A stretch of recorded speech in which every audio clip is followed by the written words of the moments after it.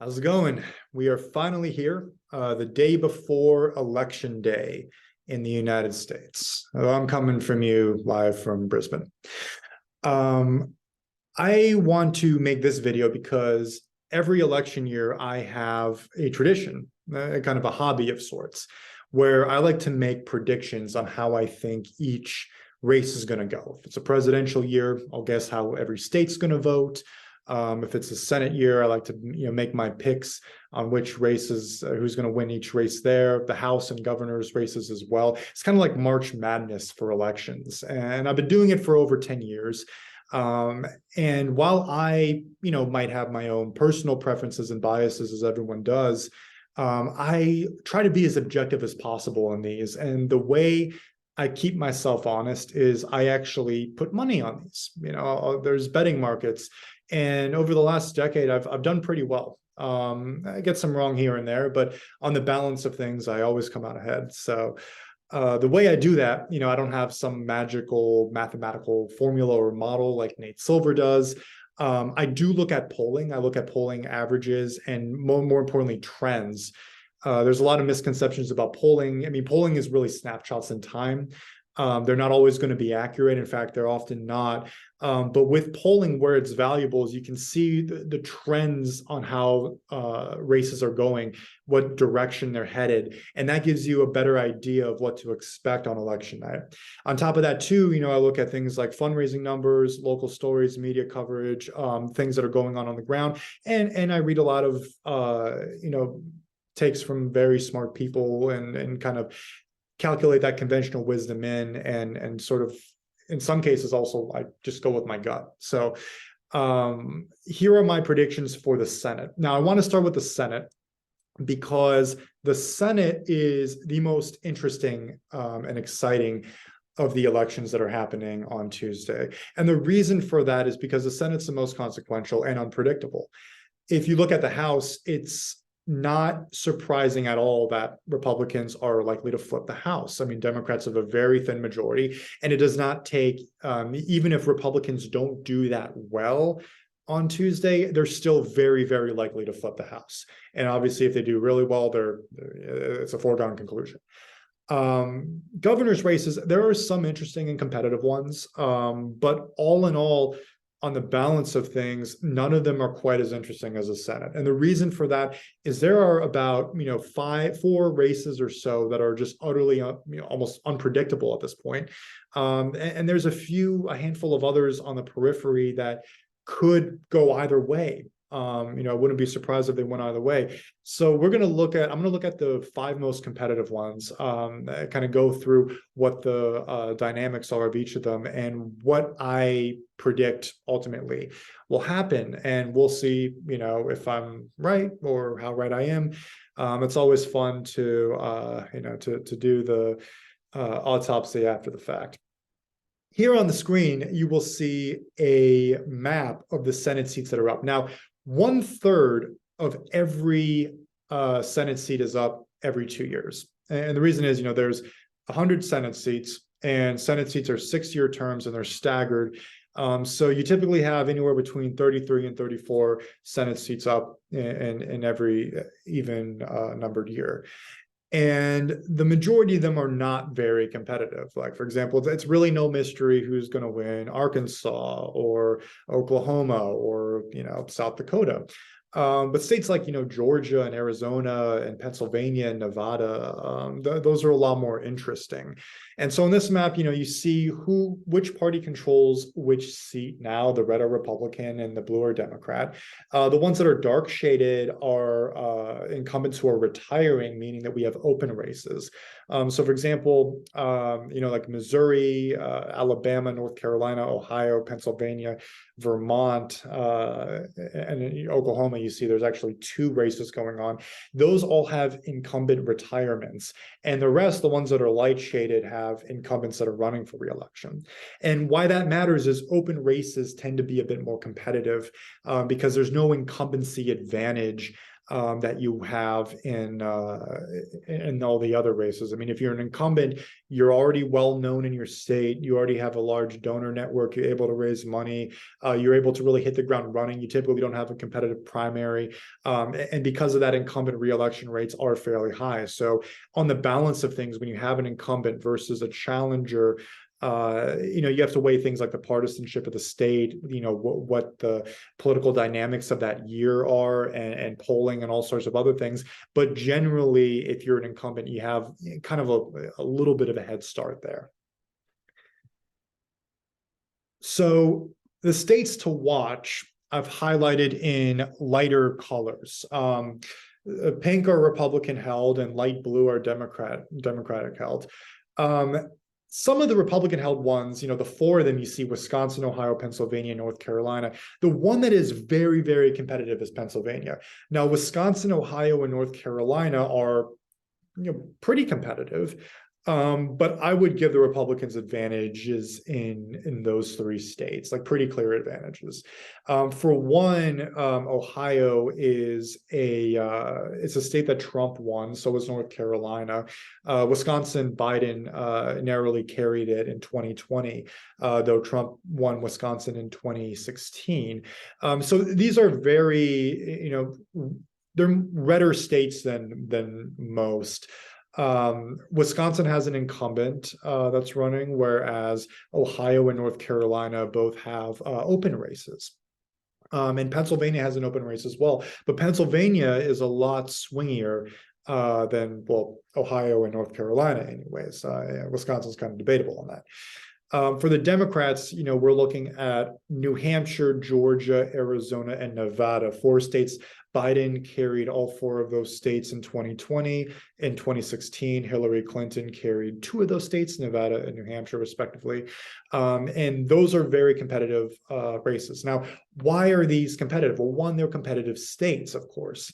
But two, also in off-year elections or midterm elections, generally, this isn't always true, but if we look at, the past 30 years, maybe you go even beyond that, generally the party that is out of power tends to do better. There are exceptions, like 2002, for example, when George W. Bush was president. Republicans actually did quite well in that midterm. But if you look at before him, Bill Clinton in 1994, Democrats did not do well in the 94 midterms. With President Obama in 2010, Democrats, lost 63 seats in the House and lost quite a few in the Senate. And with President Trump in 2018, Democrats won back the House. Republicans had a favorable Senate map, so they actually ended up netting seats. But all in all, it was a very bad midterm for them. So we can go in with an assumption that while there is an incumbency advantage in many of these states, there is also a Republican advantage inherent in these races due to the fact that President Biden is in office. His approval ratings are, somewhere in the mid 40s, give or take, which is, pretty much in line with where Trump's, Obama's, and Bill Clinton's were in those. And you go back to even Ronald Reagan, where they were at that stage of their presidency.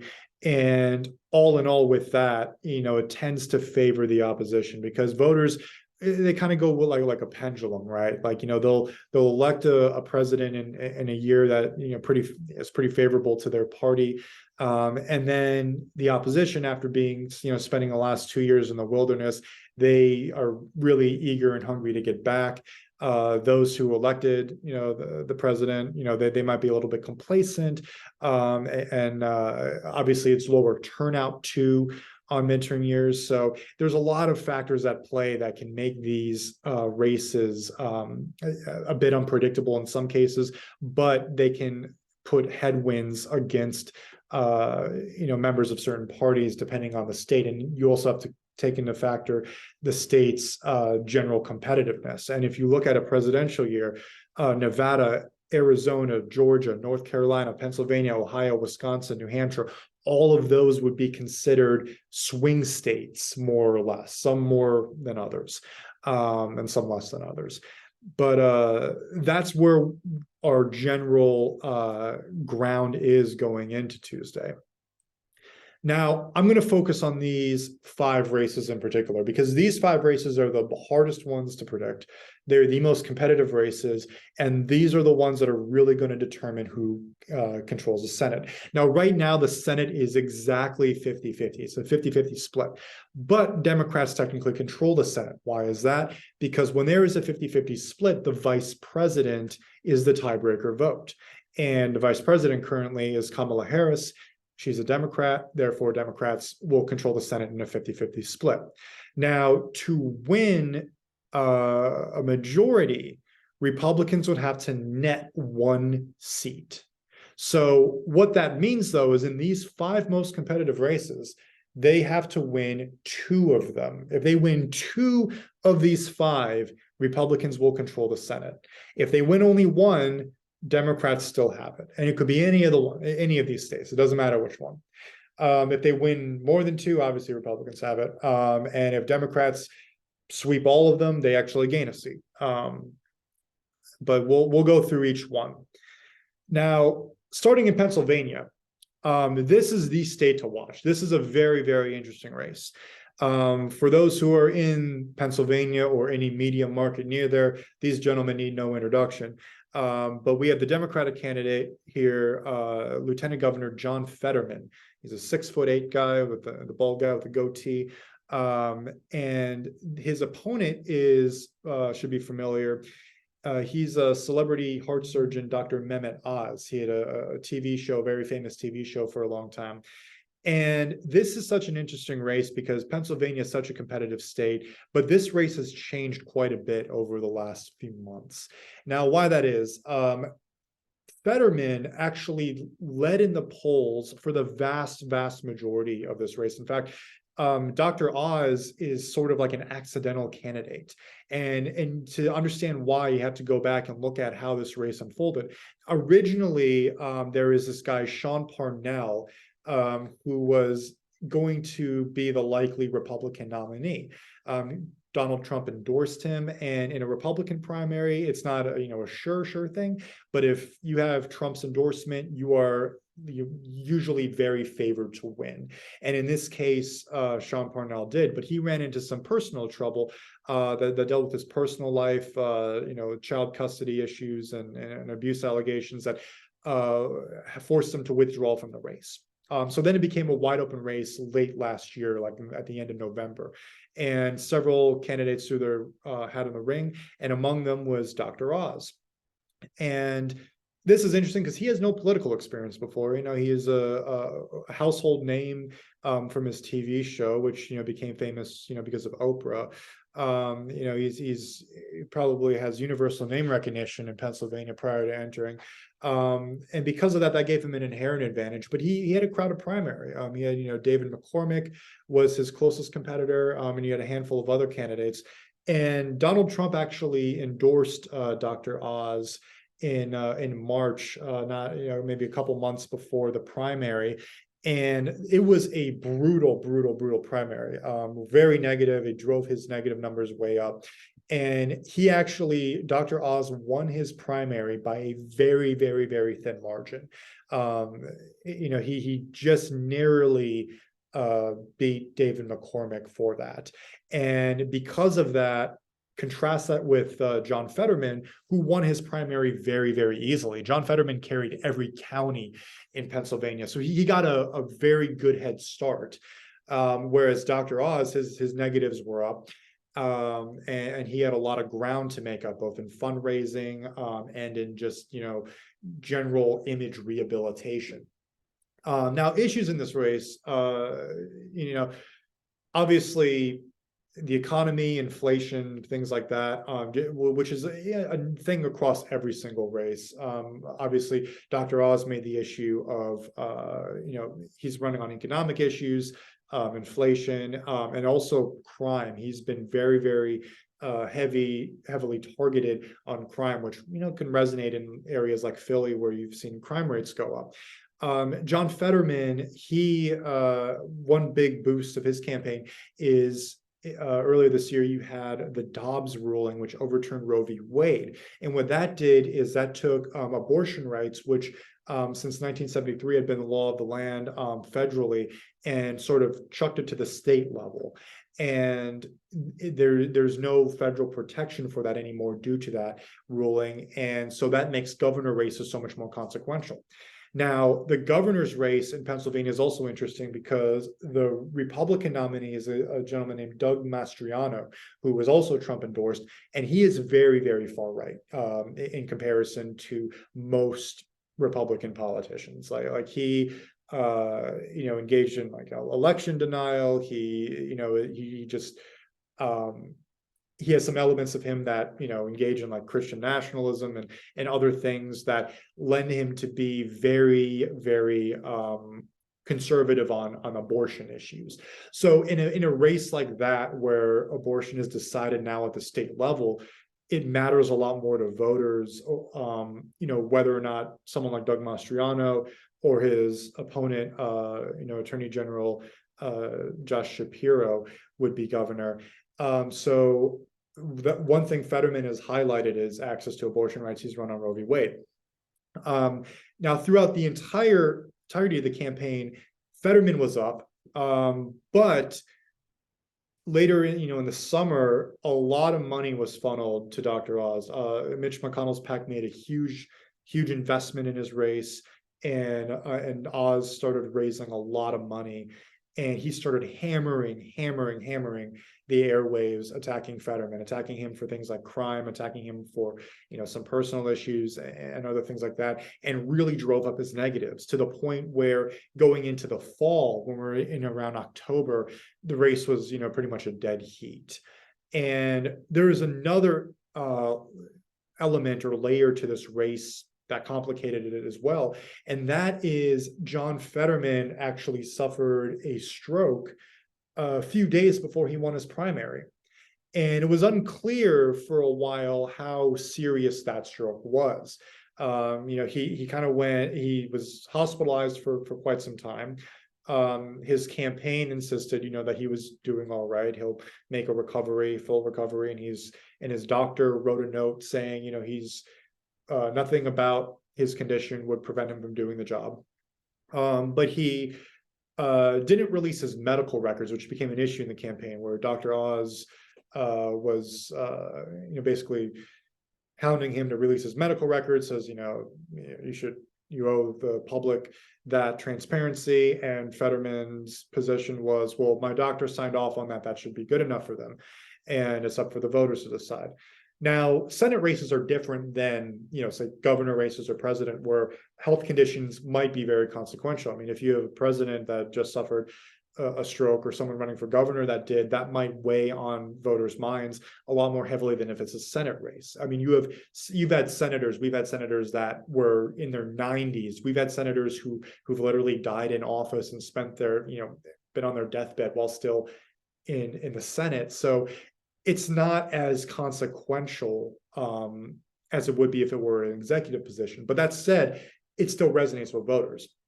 And this came to a headwind on the 25th of October, when Dr. Oz and Lieutenant Governor Fetterman had their one and only debate. And that debate did not go well for Fetterman. There's really no sugarcoating that.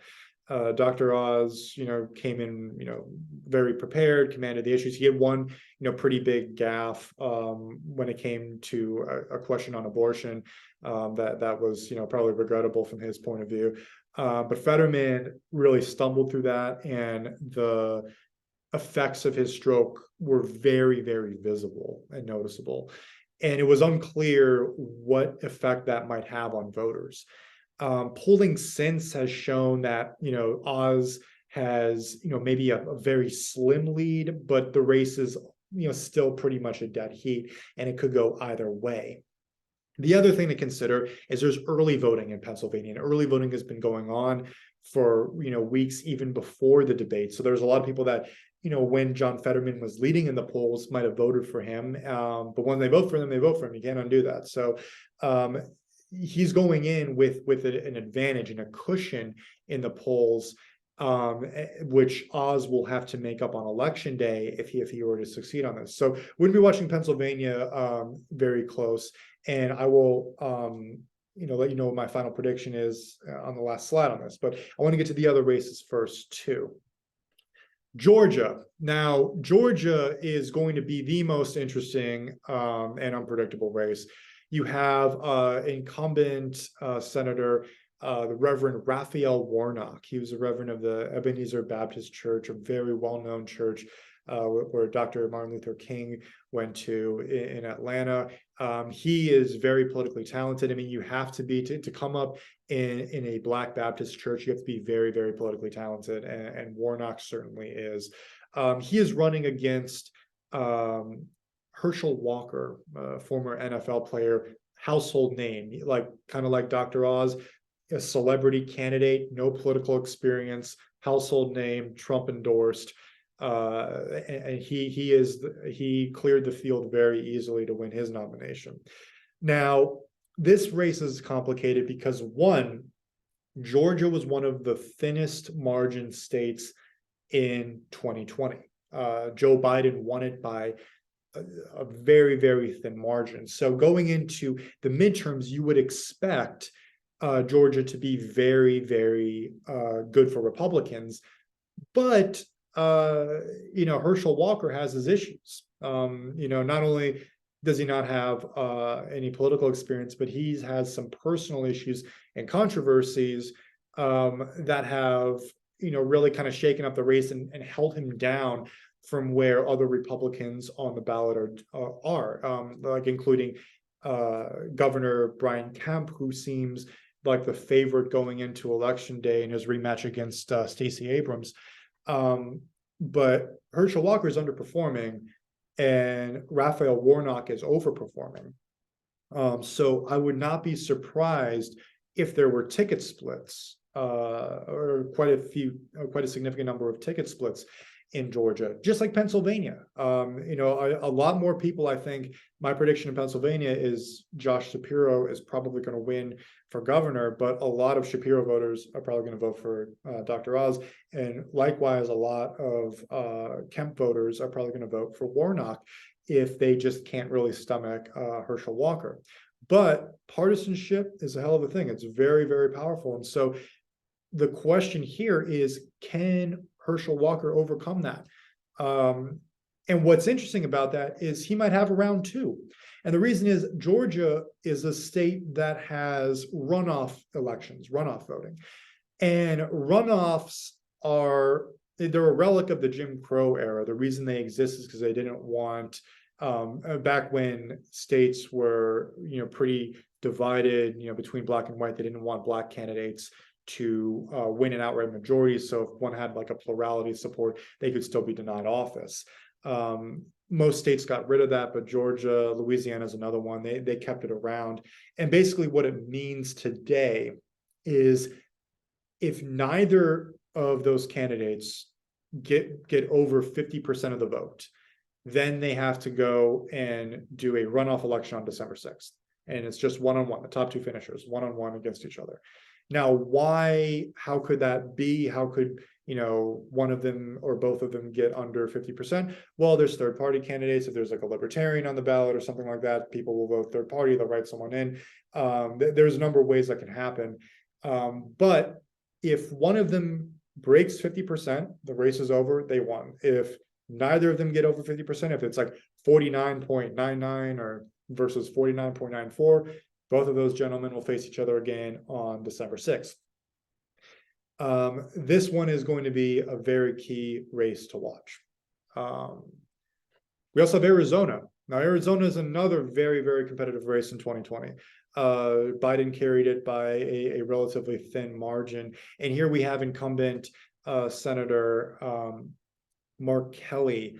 He was a former astronaut, the bald guy, Mark Kelly, former astronaut, also the husband of former Congresswoman Gabrielle Giffords, who famously in 2011, after a very tragic, shooting at a congressional event she was hosting, she was almost killed in that, but miraculously survived, and to this day has been an advocate for gun reform. And Mark Kelly had supported her in that throughout the years. And when a Senate seat opened up in 2020, he ran for it and defeated the incumbent. And he now has to run for a full term. And his opponent is Blake Masters, newcomer to politics. He is pretty, Blake Masters is pretty right wing. He's kind of in the mold of like a JD Vance in Ohio. And this is going to be an interesting race too, because this is also Mark Kelly is going to have to rely on ticket splitting. Now, Kelly led and has led the polls for the duration of the campaign. It's gotten a lot more narrow. He's also been a fundraising juggernaut. He's raised a lot of money. But in the governor's race, Carrie Lake appears to be favored to win that. So you're going to have Carrie Lake voters, some of them, that vote for Mark Kelly if he's to win here. Obviously, he's more well known, he's better funded, and than Blake Masters is. But there is a very good chance that Carrie Lake could carry Blake Masters over with her coattails if she performs exceptionally well, and then that remains to be seen. Then we have Nevada. Now, Nevada is a very hard state to poll. Here we have Cortez Masto, Catherine Cortez Masto on the left there, versus Adam Lasault. Adam Lasault comes from a prominent political family. Cortez Masto succeeded Harry Reid when she won her seat in 2016. Now, Nevada, I should note the first election I really remember in Nevada was 2010. And that was Harry Reid, who was Senate Majority Leader at the time, was going in for a very rough re-election. And in the polling averages, he was down by like 5 points on average. And he ended up actually winning by like 5 points. It was like a 10-point swing, which shows you that one, polls are not necessarily indicative, but two, he has a really strong political machine in Nevada. And it's going to be interesting to see how that holds up today. Now, for one thing, Nevada is also a very heavily Latino state. Senator Cortez Masto is one of the few Latina senators in Congress. And the Latino vote has actually shifted rightward over the past several years. There was a high point. Hillary Clinton was one of the high points on there. She did very well with the Latino vote. Barack Obama did as well. Trump didn't do that well in 2016, but he actually improved his score quite a bit in 2020, despite losing the election overall. And polling has shown that Latino voters are a lot more up for grabs now than they used to be. So it's going to be interesting to see how that plays out in Nevada. And finally, New Hampshire. Now, this state is the least, I would say probably the least competitive out of the 5 we've gone over, but it is interesting for the fact that New Hampshire does not have any early voting. And why that matters is because with polling, you have to really look at trends rather than numbers. And having a lead going up to election day does not matter as much in New Hampshire as it does in other states. Why is that? Well, say you're John Fetterman and you're in the lead in the polls and early voting starts, and all of a sudden you're bagging a lot of votes there, but then the polls might shift in the other direction. You've had an advantage of the early vote coming in and voting for you while you were ahead. Same with Arizona, same with Georgia, same with Nevada, but New Hampshire is a single day voting state. So why this is interesting is Maggie Hassan, the incumbent senator, her opponent, Don Bolduc, has been closing the gap over the last few weeks. So will that momentum carry him over the top on Tuesday? It's going to be interesting. I wouldn't be surprised. I think, generally, I think Senator Hassan is favored in this race. But also you have to keep in mind there's an interesting governor race there as well, where the incumbent governor Sununu is on a glide path to re-election, and there's also going to be significant ticket splitting there, where a lot of people are going to vote Republican for governor, but Democrat for Senate. So with all that said, we've covered these races. Where I think they're going to go down is as followed. I think that in Pennsylvania, Republicans are going to narrowly hold that race. I think it's going to be very close, and I would not be surprised if John Fetterman ended up winning. But if I were to bet money on this, I would have to go with Dr. Mehmet Oz in that race, just slightly. I think the governor's race is going to go to Josh Shapiro. I think Democrats are going to win the governor's race there, but I think that this is going to be a Republican hold.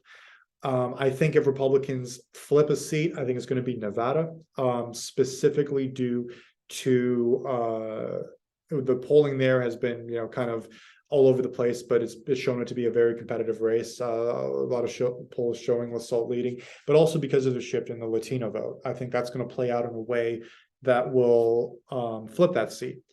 I think Mark Kelly is going to narrowly hold on in Arizona. I think Kari Lake is going to win the governor's race there, but it's going to be a nail biter, and we probably won't know that result for a few days because Arizona processes, absentee ballots quite slowly, and Pennsylvania for that matter too. We probably won't know the Pennsylvania result on election night because they're actually in Pennsylvania. They're not allowed to start counting mail-in ballots until election day. I don't know why that is, but they changed the law on that several years back, and it just draws out the process. It's kind of ridiculous, but it is what it is.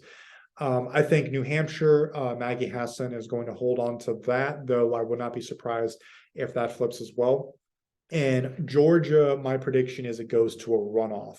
Now, what happens in the runoff is going to be interesting because on one hand, there's going to be lower turnout. Lower turnout you think would favor Republicans, but there's also going to be only the focus on Herschel Walker. He's not going to have Brian Kemp or any other Republican on the ballot to share with that pulls him over the top. He's going to have to win that on his own merit and his own right. And Raphael Warnock is a very talented politician and a very well-funded one at that as well. So I would say that a runoff race might narrowly favor Herschel Walker, but I would not be surprised if Reverend Warnock pulls that off. So ultimately, I think Republicans are going to wind up with at least 51 seats, maybe 52, at best 54. But my prediction in terms of how I'm betting on this is I think they're going to walk away with 51, let's say 51 to 52 seats. And that is my prediction for the Senate. I'll also do something on the House, which is a lot more complicated, and the governor's races, which is a lot simpler. But that's what we're looking at for the Senate. Now, pay attention to those states. Remember, on election day, look at New Hampshire, Pennsylvania, Georgia, Arizona, Nevada. Other interesting races on the periphery: Wisconsin, Ohio, North Carolina.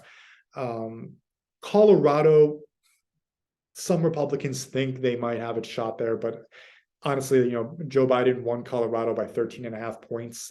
Jared Polis is cruising to re-election. I don't think Colorado is going to be that competitive. And there's not really any other Senate race that I could see being particularly competitive. Though Alaska is going to be interesting to watch because you have Lisa Murkowski. Her biggest challenge is actually against a fellow Republican. So keep an eye on Alaska too. But all in all, enjoy election day. Make sure you vote. My predictions are only for fun. It's my March Madness. Don't let my forecast sway your vote in any way whatsoever. Vote your conscience.